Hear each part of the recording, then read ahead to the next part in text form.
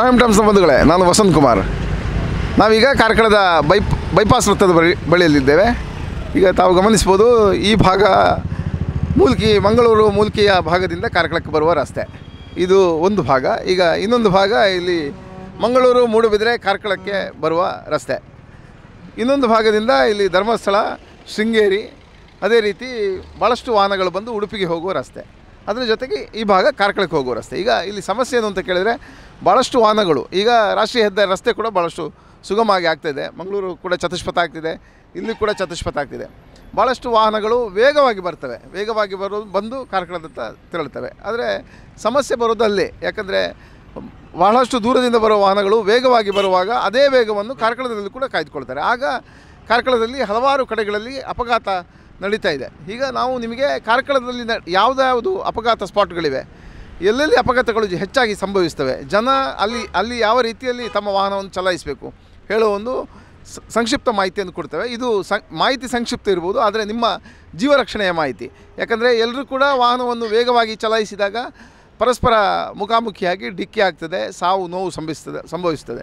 ಹಾಗಾಗಿ ಎಲ್ಲರೂ ಜಾಗೃತರಾಗಿ, ಪ್ರತಿಯೊಬ್ಬರಿಗೂ ಕೂಡ ಮನೆ ಇದೆ, ಪ್ರತಿಯೊಬ್ಬರಿಗೂ ಕೂಡ ಮನೆಯಲ್ಲಿ ಹೆಂಡತಿ, ತಾಯಿ, ಮಕ್ಕಳು ಎಲ್ಲರೂ ಕೂಡ ನಮ್ಮನ್ನು ಕಾಯ್ತಾರೆ. ಸಾಯಂಕಾಲ ಬೆಳಿಗ್ಗೆ ಹೋದವ ಸಾಯಂಕಾಲ ಎಷ್ಟೊತ್ತಿಗೆ ಬರ್ತದೆ ಅಂತ ಕಾಯ್ತಾರೆ. ಹಾಗಾಗಿ ನಿಮ್ಮ ಜೀವ ರಕ್ಷಣೆ ನಿಟ್ಟಿನಲ್ಲಿ ನಾವೊಂದು ನಮ್ಮ ಸಂಕ್ಷಿಪ್ತವಾದ ಒಂದು ವಿವರಣವನ್ನು ತಮಗೆ ಕೊಡ್ತೇವೆ. ನೋಡಿ, ಇದು ಈಗ ಬೈಪಾಸ್ ವೃತ್ತ. ಈಗ ಈ ಬೈಪಾಸ್ ವೃತ್ತದ ಸಮಸ್ಯೆ ಏನು ಅಂತ ಕೇಳಿದರೆ, ಇಲ್ಲಿ 4 ಭಾಗಗಳಿಂದ ವಾಹನಗಳು ಬರ್ತವೆ. ಅದು ಎಲ್ಲವೂ ಕೂಡ ವೇಗವಾಗಿ ಬರುವಾಗ, ಈಗ ಮೂಡಬಿದ್ರೆಯಿಂದ ಬಸ್ ಬಂತು, ಅದೇ ಸಂದರ್ಭದಲ್ಲಿ ವೇಗವಾಗಿ ಬರುವಾಗ ಈ ಭಾಗದಿಂದ ಕೂಡ ವೇಗವಾಗಿ ವಾಹನಗಳು ಬರ್ತವೆ. ಇದು ಪರಸ್ಪರ ಮುಖಾಮುಖಿ ಆಗುವ ಸನ್ನಿವೇಶ ಇಲ್ಲಿ ಹೆಚ್ಚು. ಯಾಕಂದರೆ ತಾವು ಗಮನಿಸ್ಬೋದು, ವಾಹನಗಳು ಬರೋ ವೇಗ ಯಾವ ರೀತಿ ಇರ್ತದೆ ಅಂತ. ವೇಗವಾಗಿ ಹೋಗುವಾಗ ಇನ್ನೊಂದು ಭಾಗದಲ್ಲಿ ಕೂಡ ವೇಗವಾಗಿ ಬಂದರೆ ಇಲ್ಲಿ ಅಪಘಾತ ಕಟ್ಟಿಟ್ಟ ಬುತ್ತಿ. ಹಾಗಾಗಿ ಇಲ್ಲಿ ಯಾರೆಲ್ಲ ಸಂಚರಿಸ್ತೀರಿ, ತಾವು ಭಾಳಷ್ಟು ಜಾಗರೂಕರಾಗಿ ಸಂಚರಿಸಿ. ಯಾಕಂದರೆ ಜೀವ ಹೇಳುವಂಥದ್ದು ಭಾಳಷ್ಟು ಪ್ರಾಮುಖ್ಯವಾದ್ದು. ಅದನ್ನು ಅಪಘಾತದಲ್ಲಿ ನಾವು ಯಾರು ಕೂಡ ಕಳೆದುಕೊಳ್ಳುವುದು ಬೇಡ. ನಾವು ಸಾಧಿಸಲಿಕ್ಕೆ ಭಾಳಷ್ಟಿದೆ, ನಿಮ್ಮ ಜೀವಿತಾವಧಿಯಲ್ಲಿ ಭಾಳಷ್ಟು ಸಾಧಿಸಲಿಕ್ಕಿದೆ. ಹಾಗಾಗಿ ನಿಮ್ಮ ಸಾಧನೆಯನ್ನು ವೇಗಕ್ಕೆ ಬಲಿ ಕೊಟ್ಟು ನಾವು ನಮ್ಮ ಜೀವವನ್ನು ಅದಕ್ಕೆ ಹಾನಿ ಮಾಡಿಕೊಳ್ಳೋದು ಬೇಡ. ಕಳೆದ 30 ವರ್ಷಗಳಿಂದ ಕೂಡ ನಮ್ಮ ಬೈಪಾಸ್ ವೃತ್ತದ ಬಳಿ ವಸಂತ್ರವರು ಅಂಗಡಿ ಹಾಕಿಕೊಂಡು ತಮ್ಮ ವ್ಯವಹಾರವನ್ನು ಮಾಡ್ತಿದ್ದಾರೆ. ಅವರು ಪ್ರತಿನಿತ್ಯ ಇಲ್ಲಿ ವಾಹನಗಳು ಹೋಗುವ ವೇಗವನ್ನು ಅವರು ಕಣ್ಣಾರೆ ಕಂಡವರು. ಅವರಲ್ಲಿ ಒಂದಷ್ಟು ಮಾತಾಡೋಣ. ವಸಂತ್, ನಮಸ್ಕಾರ. ಈಗ ನೋಡಿ, ತಾವು ಕಾಣ್ತಾ ಇದ್ದೀರಿ, ಯಾಕಂದರೆ ಭಾಳಷ್ಟು ವೇಗವಾಗಿ ಬರುವ ವಾಹನಗಳು. ಈಗ ಇಲ್ಲಿ ಅಪಘಾತಗಳ ಸಂಖ್ಯೆ ಹೆಚ್ಚುತ್ತದೆ. ಈಗ ತಮ್ಮ ಅಭಿಪ್ರಾಯ ಏನು? ನಾವು ಇಲ್ಲಿ 30 ವರ್ಷದಿಂದ ಅಂಗಡಿ ಮಾಡ್ತಾ ಇದ್ದೇವೆ. ಆದರೆ ಪ್ರತಿದಿನವೂ ಒಂದೊಂದು ಆಕ್ಸಿಡೆಂಟ್ ಆಗ್ತಾ ಉಂಟು. ಆದರೆ ಅದನ್ನು ನೋಡಿ ಇಷ್ಟು ತನಕ ಆದಷ್ಟು ಇಲ್ಲಿ ಜನಗಳಿಗೆ ತೊಂದರೆ ಆಗದಂತೆ ಮಾಡಬೇಕು. ಹೌದು, ಹೊಸ ಅವಕಾಶಗಳನ್ನು ಕಲ್ಪಿಸಿ ಅಪಘಾತವನ್ನು ಕಡಿಮೆ ಮಾಡಬೇಕು. ಅಪಘಾತ ಆಗುವುದೆಲ್ಲ ಕಡಿಮೆ ಮಾಡಬೇಕು. ಪ್ರತಿನಿತ್ಯವೂ ಇಲ್ಲಿ ಅಪಘಾತ ಆಗ್ತಾ ಉಂಟು. ಬೈಪಾಸ್ನ ಜಗದೀಶ್ ಭಂಡಾರಿ ಅವರು ಕೂಡ ತಮ್ಮ ಅಭಿಪ್ರಾಯ ಹೇಳ್ತಾರೆ. ಸರ್, ಇಲ್ಲಿ ಬೈಪಾಸಿಂದ ಇದು ಸರ್ಕಲ್ ಅಲ್ಲಿ ಉಂಟು. ಅಂದರೆ ಎಕ್ಸ್ಪ್ರೆಸ್ ಇದು ಬರುವಾಗ 4 ಕಡೆಯಿಂದ ಬರ್ತದೆ. ಹೊಸಬರಿಗೆ ಅದು ಸಹ ಗೊತ್ತೇ ಆಗೋದಿಲ್ಲ ಇಲ್ಲಿ ಸರ್ಕಲ್ ಅಂತ. ಹೊಸಬರಿಗೆ ಗೊತ್ತೇ ಆಗೋದಿಲ್ಲ. ಕೆಲವರು ಗೊತ್ತಿದ್ದು ಸಹ ಒಂದು ಎಸ್ಲೇಟರನ್ನು ಸಮೇತ ಕೈಯಿಂದ ಬಿಡುವುದಿಲ್ಲ. ಲಾರಿ ಡ್ರೈವರ್ ಆದರೆ, ಬಸ್ ಡ್ರೈವರ್ ಆದರೆ ಏನು ಮಾಡಲಿಕ್ಕೆ ಆಗೋದು, ಅವ್ರು ಸಹ ಎಸ್ಲೇಟರ್ ಬಿಡುವುದಿಲ್ಲ. ನಿನ್ನೆ 3 ಜನ ಬರ್ತಾಯಿದ್ರು, ಸ್ಪಾಟ್ ಆಗ್ತಾಯಿದ್ರು. ಮೀನು ಗಾಡಿಯವರೆಲ್ಲ ತಿಳಿದು ಹೋಗೋದೇ ಸರ್. ಅದಕ್ಕೆ ಇದು ಮೀನು ಗಾಡಿಯವರೆಲ್ಲ ಹೋಗೋದೆ, ಒಂದು ಚೂರು ಎಸ್ಲೇಟರ್ ಸಮೇತ ಬಿಡುವುದಿಲ್ಲ. ಎಲ್ಲಿ ಹೋಗ್ತಾರೋ ಗೊತ್ತಿಲ್ಲ. ಅದಕ್ಕೋಸ್ಕರ ಇದು ಸಂಬಂಧಪಟ್ಟ ಅಧಿಕಾರಿಗಳು ಇದಕ್ಕೆ ತುರ್ತು ಕ್ರಮ ತಗೊಂಡು ಇದನ್ನು ತಪ್ಪಿಸಬಹುದು ಅಂತ. ಹಂಸ ಹಾಕಬಾರ್ದು ಅಂತ ಹೇಳ್ತಾರೆ. ಆದರೆ ಅದಕ್ಕೆ ಗೇಟ ಏನಾದರೂ ಅದಕ್ಕೆ ಬದಲಿ ವ್ಯವಸ್ಥೆಯನ್ನು ಮಾಡಿ ತಪ್ಪಿಸ್ಬೋದು. ಪ್ರಾಣಾಪಾಯ, ಕೆಲವು ಜೀವ ಹೋಗುವುದನ್ನು ತಪ್ಪಿಸ್ಬೋದು ಅಂತ ನಮ್ಮ ಅಭಿಪ್ರಾಯ.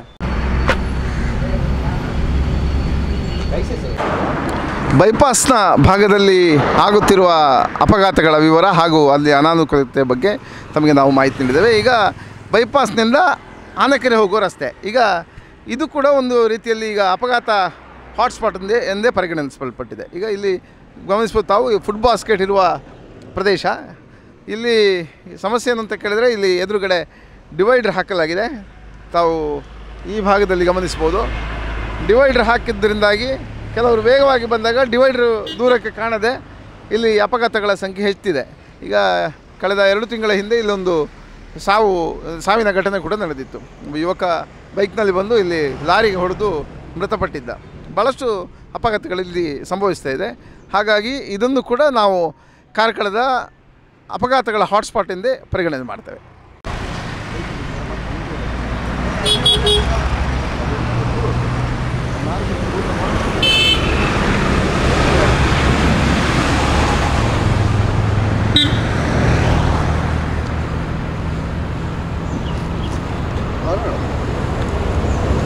ಇದು ಭವಾನಿ ವೃತ್ತ, ಕಾರ್ಕಳದ ಭವಾನಿ ವೃತ್ತ, ಶಿವಾಜಿ ಮಹಾರಾಜರ ವೃತ್ತ. ಈಗ ಈ ವೃತ್ತದಲ್ಲಿ ಕೂಡ ಭಾಳಷ್ಟು ಅಪಘಾತಗಳು ಇತ್ತೀಚಿನ ದಿನಗಳಲ್ಲಿ ನಡೀತಾ ಇದೆ. ಈಗ ಆ ಭಾಗದಲ್ಲಿ ಇಲ್ಲಿ ಮಂಗಳೂರು ಭಾಗದಿಂದ ಬರುವ ಬಸ್ಸುಗಳು ವೇಗವಾಗಿ ಕಾರ್ಕಳಕ್ಕೆ ಅಲ್ಲಿಗೆ ಹೋಗಬೇಕು ಅಂತಂದರೆ ಇಲ್ಲಿ ತಿರುಗಬೇಕು, ಈ ವೃತ್ತದಲ್ಲಿ ತಿರುಗಬೇಕು. ಆಗ ತಿರುಗೋ ಸಂದರ್ಭದಲ್ಲಿ ಈ ಭಾಗದಿಂದ ಬರುವ ವಾಹನಗಳು ಅಂದರೆ ಉಡುಪಿ ಭಾಗದಿಂದ ಎಲ್ಲಿ ನಮ್ಮ ಡಿವೈಡರ್ ಬೈಪಾಸ್ ವೃತ್ತ ಇದಿದೆ, ಹಾದಿ ಇದೆ, ಆ ಹಾದಿಯಾಗಿ ಬರುವಾಗ ಇಲ್ಲಿಗೆ ಬಂದಾಗ ಇಲ್ಲಿ ಏಕಾಏಕಿ ವಾಹನದ ಸಂಚಾರ ಗೊಂದಲಾಗಿ ಇಲ್ಲಿ ಅಪಘಾತ ಸಂಭವಿಸ್ತದೆ. ಹಾಗಾಗಿ ಈ ಪ್ರದೇಶ ಕೂಡ ಅಪಘಾತದ ಹಾಟ್ಸ್ಪಾಟ್ ಎಂದೇ ಪರಿಗಣನೆ ಆಗಿದೆ. ಹಾಗಾಗಿ ಈ ಪ್ರದೇಶಕ್ಕೆ ಬಂದಾಗ ವಾಹನ ಚಾಲಕರು ಭಾಳಷ್ಟು ಜಾಗೃತೆ ವಹಿಸಿಕೊಳ್ಬೇಕು. ದೂರದಿಂದ ಬರುವವರಿಗೆ ಇದರ ಪರಿಸ್ಥಿತಿ ಅರಿವಿರುವುದಿಲ್ಲ. ಹಾಗಾಗಿ ಇಲ್ಲಿ ಏನಾದರೂ ಒಂದು ವ್ಯವಸ್ಥೆಯನ್ನು ಕಲ್ಪಿಸಿ ಇಲ್ಲಿ ಅಪಘಾತದ ಸಂಖ್ಯೆ ಕಡಿಮೆ ಆಗುವ ಹಾಗೆ ಮಾಡಬೇಕು. ನೋಡಿ, ಇಲ್ಲಿ ಸ್ಥಳೀಯರಾದ ವರದರಾಯ ಪ್ರಭು ಅವರು ಎಲ್ರಿಗೂ ಗೊತ್ತಿರೋ ವ್ಯಕ್ತಿ. ಅವರು ಕೂಡ ಈ ರಸ್ತೆಗಳಲ್ಲಿ ಪ್ರತಿನಿತ್ಯ ಸಂಚರಿಸ್ತಾರೆ. ಈಗ ಈ ಅಪಘಾತಗಳ ಬಗ್ಗೆ ಅವರೇನು ಹೇಳ್ತಾರೆ ಕೇಳೋಣ. ನಮಸ್ಕಾರ ವರದರೆ. ಈಗ ತಮಗೂ ಗೊತ್ತಿದೆ, ಭಾಳಷ್ಟು ಅಂದರೆ ರಸ್ತೆ ಸುಗಮ ಆದಾಗ, ಸಂಚಾರ ಸುಗಮ ಆದಾಗ ಅಪಘಾತಗಳ ಸಂಖ್ಯೆ ಜಾಸ್ತಿ ಆಗುವಂಥದ್ದು. ಈಗ ಇದರ ಬಗ್ಗೆ ತಾವೇನು ಹೇಳಲಿಕ್ಕೆ ಇಚ್ಛೆ ಪಡ್ತಾರೆ? ನೋಡಿ, ರಸ್ತೆ ಎಷ್ಟು ಒಳ್ಳೆಯದಾಗ್ತದೆ ಅಷ್ಟಕ್ಕೆ ಸರಿಯಾಗಿ ಮೂಲಭೂತ ವ್ಯವಸ್ಥೆಗಳನ್ನು ಕೂಡ ಅವರು ಚೆನ್ನಾಗಿ ಮಾಡಬೇಕಾಗ್ತದೆ. ರಸ್ತೆ ಎಷ್ಟು ಅಗಲಾಗ್ತದೆ ಅದಕ್ಕೆ ನಮಗೆ ಸೈಡಿಗೆ ಚರಂಡಿ ಇತ್ಯಾದಿಯನ್ನು ಮಾಡಬೇಕು.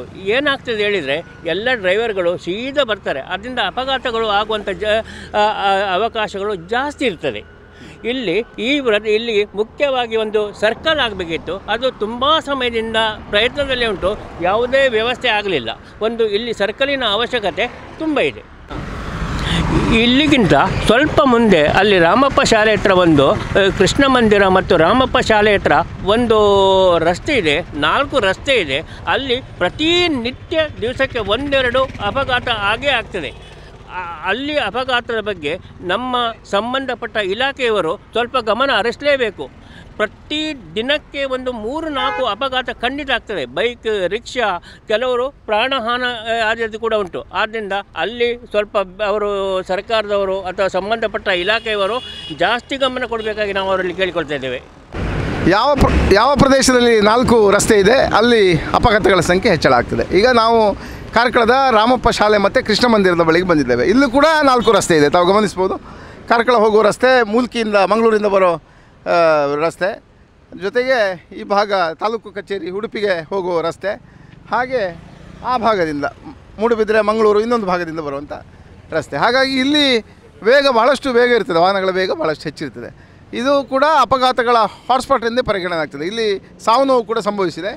ಹಾಗಾಗಿ ಈ ಸ್ಥಳವನ್ನು ಕೂಡ ಕಾರ್ಕಳದ ಬಹಳಷ್ಟು ಅಪಘಾತಗಳ ಪ್ರದೇಶ ಅಂದರೆ ಹಾಟ್ಸ್ಪಾಟ್ ಎಂದೇ ಪರಿಗಣನೆ ಮಾಡಬೇಕಾಗತ್ತೆ. ಈಗ ಇಲ್ಲಿಯ ವಿಚಾರದ ಬಗ್ಗೆ ಸ್ಥಳೀಯರು ಗಣೇಶ್ ಅವರು ಇದ್ದಾರೆ, ಪ್ರಿಂಟಿಂಗ್ ಪ್ರೆಸ್ನ ಶ್ರೀಕೃಷ್ಣ ಪ್ರಿಂಟಿಂಗ್ ಪ್ರೆಸ್ನ ಗಣೇಶ್ ಅವರು ಕೂಡ ಇಲ್ಲಿ ಅಪಘಾತ ಆದಾಗ ಒಂದಷ್ಟು ಮಂದಿಯನ್ನು ಕರ್ಕೊಂಡು ಆಸ್ಪತ್ರೆಗೆ ಕರ್ಕೊಂಡು ಹೋದವರು, ಒಂದಷ್ಟು ಸೇವಾ ಮನೋಭಾವ ಹೊಂದಿದವರು. ಅವರಲ್ಲಿ ಈ ವಿಚಾರದ ಬಗ್ಗೆ ಮಾತಾಡೋಣ. ಗಣೇಶ್ ನಮಸ್ಕಾರ. ಈಗ ಈ ಪ್ರದೇಶದಲ್ಲಿ ಅಪಘಾತ ಭಾಳಷ್ಟು ಆಗುತ್ತೆ. ಈಗ ಪಕ್ಕದಲ್ಲಿ ನಿಮ್ಮ ಉದ್ಯಮ ಇದೆ, ಹಾಗಾಗಿ ತಾವು ಇಲ್ಲಿಯ ಅಪಘಾತಗಳ ಬಗ್ಗೆ ಏನು ಹೇಳಲಿಕ್ಕೆ ಇಚ್ಛೆ ಪಡ್ತೀರಾ? ಸರ್, ಇಲ್ಲಿ ವಾರಕ್ಕೆ ಪರ್ಮನೆಂಟ್ ಆಗಿ ಅಂದರೆ ವಾರಕ್ಕೆ ಒಂದು 4-5 ಆಕ್ಸಿಡೆಂಟ್ ಪರ್ಮನೆಂಟಿ ಆಗ್ತಾನೆ ಇರ್ತದೆ. ಆದರೆ ಹೆಚ್ಚಾಗಿ ಇರೋದು ಕಾರು ಮತ್ತು ಬೈಕ್. ಅಂದರೆ ರೋಡು ಅಡ್ಡ ಬಂದದ್ದು ಯಾವುದು ಕಾಣೋದಿಲ್ಲ, ಗಾಡಿಯವರು ಬೈಕ್ನವರು ಬಂದು ಕಾರಿಗೆ ಡೈರೆಕ್ಟ್ ಓಡಿದ್ದಾರೆ. ಹೀಗೆ ಕೆಲವು ಮರಣ ಆಗಿದೆ ಅಪಘಾತದಲ್ಲಿ. ಹಾಗೆ ಪ್ರಥಮವಾಗಿ ಪ್ರಥಮ ಚಿಕಿತ್ಸೆ ಕೊಡೋದು ಅಂದರೆ ನಾವೇ ಆಸ್ಪತ್ರೆ ಸೇರಿಸೋದು. ಯಾಕೆಂದರೆ ಸವಾರರು ಯಾರು ಸಹ ಅಂದರೆ ಮುಂಜಾಗ್ರತೆ ತಗೊಳ್ಳೋದಿಲ್ಲ, ಡೈರೆಕ್ಟಾಗಿ ಬರೋದು, ಹೌದು, ಡೈರೆಕ್ಟಾಗಿ ನುಗ್ಗೋದು. ಇಂಥ ಹಲವು ಸನ್ನಿವೇಶ ಇದೆ. ಇದನ್ನು ಸರಿಯಾಗಿ ಮುನ್ಸಿಪಾಲ್ಟಿ ಅವರು ಮಾಡಬೇಕು. ಯಾಕಂದರೆ ಹಂಪ್ಸ್ಗಳಿದೆ, ಅದಕ್ಕೆ ಇದಿಲ್ಲ. ಈಗ ನಾಲ್ದು ರೋಟ್ರಿಯಿಂದ 2 ಬೋರ್ಡುಗಳನ್ನು ಹಾಕ್ತಿದ್ದೇವೆ, ನಿಧಾನವಾಗಿ ಚಲಿಸಿ ಅಂತ. ಅದನ್ನು ಅಳವಡಿಸಿ ನೋಡಬೇಕು ಇನ್ನು ಹೇಗೆ ರೆಸ್ಪಾನ್ಸ್ ಕೊಡ್ತಾರೆ ಅಂತ. ಈಗ ಕೆಲವು ಬೋರ್ಡ್ ನೋಡಿ ಮತ್ತಷ್ಟು ವೇಗವಾಗಿ ಹೋಗುವವರೇ ಜಾಸ್ತಿ ಇರುವಂಥದ್ದು. ಇಲ್ಲಿ ವೀಕ್ಷಕರು ಒಂದು ಗಮನಿಸಬೇಕಾದ ಅಂಶ ಏನು ಅಂತ ಕೇಳಿದರೆ, ನಾವು ಪ್ರತಿ ಬಾರಿ ಕೂಡ ಒಂದು ಸಮಸ್ಯೆ ಬಂದಾಗ ಅಧಿಕಾರಿಗಳನ್ನು ದೂರ್ತೇವೆ, ನೀವು ಕೆಲಸ ಮಾಡಲಿಲ್ಲ ಅಂತ ಹೇಳ್ತೇವೆ. ಆದರೆ ಈ ಅಪಘಾತಗಳ ಪ್ರದೇಶದಲ್ಲಿ ನಾವು ಚಿಂತನೆ ಮಾಡಬೇಕಾದ್ದು ಏನು ಅಂತ ಕೇಳಿದರೆ, ಇಲ್ಲಿ ಅಧಿಕಾರಿಗಳ ತಪ್ಪ ಅಥವಾ ವಾಹನ ಚಾಲಕರ ತಪ್ಪ ಅಂತ. ಯಾಕಂದರೆ ನೀವು ಬೋರ್ಡ್ ಹಾಕಿದರೂ ವೇಗವಾಗಿ ಹೋಗ್ತೀರಿ, ನೀವು ಎಡಭಾಗದಲ್ಲಿ ನೋಡೋದಿಲ್ಲ, ವಾಹನ ಚಾಲಕರು ಬಲಭಾಗದಲ್ಲಿ ನೋಡೋದಿಲ್ಲ. ನಿಮಗೇನೆಂದರೆ ನುಗ್ಗೋದು ಮಾತ್ರ ಗೊತ್ತಿದೆ, ಅಲ್ಲಿ ಎದುರುಗಡೆ ವೆಹಿಕಲ್ ಬರುವಾಗಲೂ ನೀವು ನುಗ್ಗ್ತೀರಿ. ಹಾಗಾಗಿ ನಿಮ್ಮ ಜೀವಕ್ಕೆ ನೀವೇ ಹೊಣೆ. ನಿಮ್ಮ ಮನೆಯಲ್ಲಿ ನೀವು ಬೆಳಿಗ್ಗೆ ಮನೆಯಿಂದ ಹೊರಟಾಗ ನಿಮ್ಮನ್ನು ತಾಯಿ ಅಥವಾ ನಿಮ್ಮ ಪತ್ನಿ ಅಥವಾ ನಿಮ್ಮ ಮಕ್ಕಳು ಅಥವಾ ನಿಮ್ಮ ಸಹೋದರಿಯರು ನಿಮ್ಮನ್ನು ಮನೆಯಿಂದ ಕಳಿಸಿಕೊಡ್ತಾರೆ. ನೀವು ಮತ್ತೆ ಸಾಯಂಕಾಲ ಪುನಃ ಮನೆಗೆ ಹೋಗಬೇಕು. ಆದರೆ ಕೆಲವರ ಪರಿಸ್ಥಿತಿ ಏನು ಅಂತ ಕೇಳಿದರೆ ಆ ಕಡೆ ನೋಡೋದಿಲ್ಲ, ಈ ಕಡೆ ನೋಡೋದಿಲ್ಲ, ಕೆಲಸದ ಒತ್ತಡ ಹೇಳ್ಕೊಂಡು ಓಡ್ತಾರೆ, ವಾಹನದಲ್ಲಿ ವೇಗವಾಗಿ ಹೋಗ್ತಾರೆ. ಆದರೆ ಅಲ್ಲಿ ಹೋದ ನಂತರ ಮಾಡೋ ಕೆಲಸ ಏನಂತ ಕೇಳಿದರೆ ಅಲ್ಲಿ ಆರಾಮಾಗಿರುವಂಥದ್ದು. ಇದು ಭಾಳಷ್ಟು ಕಡೆ ನಡೀತದೆ. ಹಾಗಾಗಿ ಎಲ್ಲಿ ರಸ್ತೆಯಲ್ಲಿ ಹೋಗ್ತೀರಿ ತಾವು ಪ್ರಥಮವಾಗಿ ಸಂಚಾರಕ್ಕೆ ಕೆಲವು ನಿಬಂಧನೆಗಳಿವೆ. ಸಂಚಾರ ಮಾಡುವಾಗ ಏನೆಲ್ಲ ಕಾನೂನು ಇದೆ ಅದನ್ನೆಲ್ಲ ತಿಳ್ಕೊಳ್ಳಿ. ಅದನ್ನು ತಿಳ್ಕೊಂಡು ವಾಹನ ಚಲಾಯಿಸಿ. ಆಗ ನಿಮ್ಮ ಜೀವ ಸುರಕ್ಷಿತವಾಗಿ ಉಳಿತದೆ. ನಿಮ್ಮ ಜೀವಕ್ಕೆ ನೀವೇ ಹೊಣೆ. ನಿಮ್ಮ ರಕ್ಷಣೆ ಮಾಡಿಕೊಳ್ಳೋದು ನಿಮ್ಮ ಕೈಯಲ್ಲೇ ಇರುವಂಥದ್ದು. ಈಗ ಇಲ್ಲಿ ಇನ್ನೊಂದು ಸಮಸ್ಯೆ ಗಮನಕ್ಕೆ ಬಂತು. ಯಾಕಂದರೆ ಈಗ ರಸ್ತೆಯ ಈ ಭಾಗದಲ್ಲಿ ಒಂದಷ್ಟು ಬ್ಯಾರಿಕೇಡ್ಗಳನ್ನು ಸ್ಥಳೀಯರು ನಿರ್ಮಾಣ ಮಾಡಿ ಹಾಕಿದರು. ಈಗ ಇಲ್ಲಿಂತಲ್ಲ, ನಿನ್ನೆ ನಾವು ಸರ್ವಜ್ಞ ವೃತ್ತದ ಬಳಿಯಲ್ಲಿ ಅದನ್ನು ಸಮಸ್ಯೆಯ ಬಗ್ಗೆ ತಿಳಿಸುವಾಗ ಕೂಡ ಸ್ಥಳೀಯರು ಹೇಳುವಂಥ ವಿಚಾರ ಇದೆ. ಯಾಕಂದರೆ ಬ್ಯಾರಿಕೇಡ್ ಹಾಕುವಾಗ ಒಂದು ಸ್ವಲ್ಪ ಸಮಯ ಇರ್ತದೆ. ಅದರ ನಂತರ ಅದು ಬೇರೆ ಎಲ್ಲಿಯಾದರೂ ಅವಶ್ಯಕತೆ ಇದ್ದರೆ ಇಲ್ಲಿಂದ ತಗೊಂಡು ಹೋಗ್ತಾರೆ. ಇಲ್ಲಿಂದ ತಗೊಂಡು ಹೋದ ಬಳಿಕ ಮತ್ತು ಅದೇ ಪರಿಸ್ಥಿತಿ, ಯಾಕಂದರೆ ಅಪಘಾತಗಳ ಸಂಖ್ಯೆ ಹೆಚ್ಚಳಾಗುವಂಥದ್ದು. ಈಗ ಇದರಲ್ಲಿ ಈ ವಿಚಾರದಲ್ಲಿ ನಮ್ಮ ಗಣೇಶರು ಕೂಡ ಅನುಭವಿಸಿದ್ರು. ಗಣೇಶರೇ, ಈಗ ಬ್ಯಾರಿಕೇಡ್ನ ಬಗ್ಗೆ ನಾನು ಪ್ರಸ್ತಾಪ ಮಾಡಿದೆ, ಈಗ ತಮ್ಮ ಅಭಿಪ್ರಾಯ ಏನು? ಸರ್, ಇಲ್ಲಿ ಬ್ಯಾರಿಕೇಡನ್ನು ಸ್ಥಳೀಯರೇ ಒಟ್ಟು ಮಾಡಿ ಒಂದು 4-5 ಬ್ಯಾರಿಕೇಡನ್ನು ಹಾಕಿದ್ದೇವೆ. ಹಾಕಿ ಒಂದು 3 ತಿಂಗಳಾದ ಮೇಲೆ ಇಲ್ಲಿ ನಗರ ರಸ್ತೆ ದುರಸ್ತಿ ಇರ್ಬೋದು, ಅಲ್ಲಿಗೆ ತಗೊಂಡು ಹೋಗ್ತಾರೆ, ಪುನಃ ಇಲ್ಲಿಗೆ ತಂದು ಇಡುವುದಿಲ್ಲ. ಅದರಿಂದ ಪುನಃ ಆಕ್ಸಿಡೆಂಟ್ಗಳು ಜಾಸ್ತಿ ಆಗ್ತಾ ಇರ್ತದೆ. ಆದ ಕಾರಣ ಅದನ್ನೊಂದು ಸಂಚಾರಿ ಪೊಲೀಸು ಇದರನ್ನು ಅಂದರೆ ಅದರ ಬಗ್ಗೆ ಒಂದು ಜಾಗ್ರತೆಯನ್ನು ವಹಿಸಬೇಕಾಗಿ ಕೇಳಿಕೊಳ್ಳುತ್ತೇನೆ. ನಾವು ನಿಮ್ಮ ಸ್ವಯಂ ಟೈಮ್ಸ್ ಕಾರ್ಕಳದ ಹಲವಾರು ಅಪಘಾತ ಪ್ರದೇಶಗಳ ಬಗ್ಗೆ ಒಂದಷ್ಟು ಅವೇರ್ನೆಸ್ ತರುವ ಒಂದು ಕಾರ್ಯಕ್ರಮವನ್ನು ಮಾಡ್ತಾಯಿದೆ. ಈಗ ಇವತ್ತು ನಾವು 4 ಕಡೆಯ ಅಪಘಾತಗಳ ಒಂದು ಸ್ಥಳದಲ್ಲಿ ಹೇಳುವಂಥ ಒಂದು ಮಾಹಿತಿಯನ್ನು ತಮಗೆ ನೀಡಿದ್ದೇವೆ. ಈಗ ಇನ್ನೂ ಇಲ್ಲಿಗೆ ಮುಗ್ದಿಲ್ಲ, ಇವತ್ತಿನ ಸಂಚಿಕೆ ಮಾತ್ರ ಇವತ್ತು ಮುಗಿಯುತ್ತೆ. ಆದರೆ ಕಾರ್ಕಳದಲ್ಲಿ ಇರುವ ಅಪಘಾತ ಪ್ರದೇಶಗಳ ವಿವರಗಳು ಇನ್ನಷ್ಟು ಇವೆ. ಅದನ್ನು ನಾವು ಈಗ ಮುಂದಿನ ಸಂಚಿಕೆಯಲ್ಲಿ ತಮಗೆ ತೋರಿಸ್ತೇವೆ. ಅಲ್ಲಿಯವರೆಗೆ, ಯಾಕಂದರೆ ಪ್ರತಿದಿನ ಯಾರೆಲ್ಲ ಮನೆಯಿಂದ ಬರ್ತೀರಿ ತಾವು ತಮ್ಮ ಜೀವದ ರಕ್ಷಣೆಯಿಂದ ತಾವೇ ಮಾಡಿಕೊಳ್ಳಿ. ಅಪಘಾತಗಳು ನಿತ್ಯ ನಡೀತವೆ.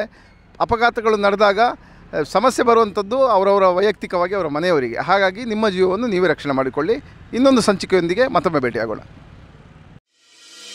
ಕ್ರೈಸ್ಟ್ ಕಿಂಗ್ ವಿದ್ಯಾಸಂಸ್ಥೆ ಕಾರ್ಕಳ ನಿಮ್ಮ ಮಕ್ಕಳ ಭವಿಷ್ಯಕ್ಕಾಗಿ ಒಂದು ಉತ್ತಮ ಆಯ್ಕೆ. ದಾಖಲಾತಿ ಈಗಾಗಲೇ ಪ್ರಾರಂಭಗೊಂಡಿದೆ. ಈ ಕೂಡಲೇ ಸಂಪರ್ಕಿಸಿ.